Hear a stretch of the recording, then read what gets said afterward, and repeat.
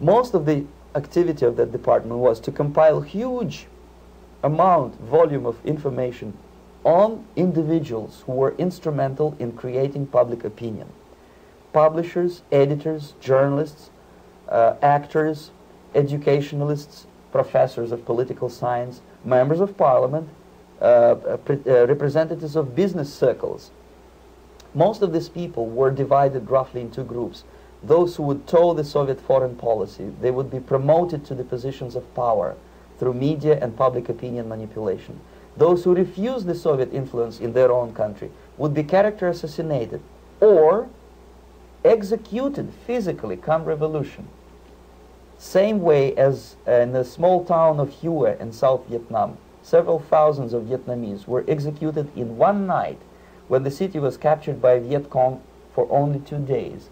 And American CIA could never figure out how could possibly communists know each individual, where he lives, where to get him, and would be arrested in one night, basically in some 4 hours before dawn, put on a van, taken out of the city limits and shot. The answer is very simple. Long before communists occupied the city, there was extensive network of informers, local Vietnamese citizens, who knew absolutely everything about people who are instrumental in public opinion, including barbers and taxi drivers. Everyone who was sympathetic to the United States was executed. Same thing was done under the guidance of the Soviet embassy in Hanoi, and same thing I was doing in New Delhi. To my horror, I discovered that in the files where people were doomed to execution, there were names of pro-Soviet journalists with whom I was personally friendly. Pro-Soviet? Yes. They were idealistically minded leftists who made several visits to USSR, and yet the KGB decided that come revolution or drastic changes in political structure of India, they will have to go. Why is that? Because they know too much. Simply because, you see, the useful idiots, the leftists who are idealistically believing in the beauty of Soviet socialist or communist or whatever system, when they get disillusioned, they become the worst enemies. That's why my KGB instructors specifically made a point, never bother with leftists. Forget about these political prostitutes. Aim higher. This was my instruction. Try to get into large circulation, established conservative media. Rich, filthy rich movie makers, intellectuals, so-called academic circles. Cynical, egocentric people who can look into your eyes with angelic expression and tell you a lie. These are the most recruitable people, people who lack moral principles, who are either too greedy or too suffer from self-importance. They feel that they matter a lot. These are the people who KGB wanted very much to recruit.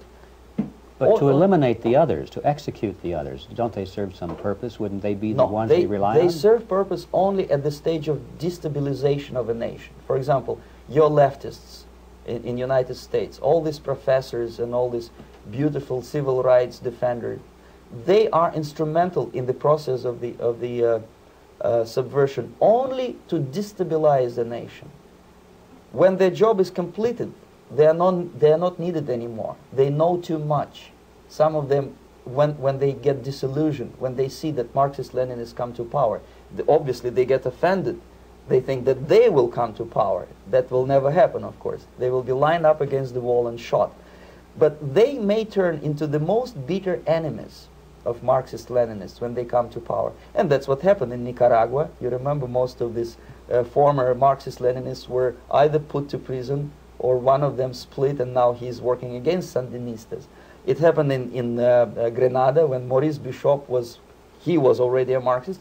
He was executed by a new Marxist who was more Marxist than this Marxist. Same happened in Afghanistan when first there was Taraki, he was killed by Amin, then Amin was killed by Babrak Karmal with the help of KGB.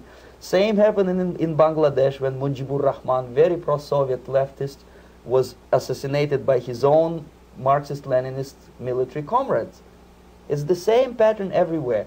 The moment they serve their purpose, all the useful idiots are either be executed entirely, all the idealistically minded Marxists, or exiled or put in prisons, like in Cuba. Many former Marxists are in Cuba, in prison.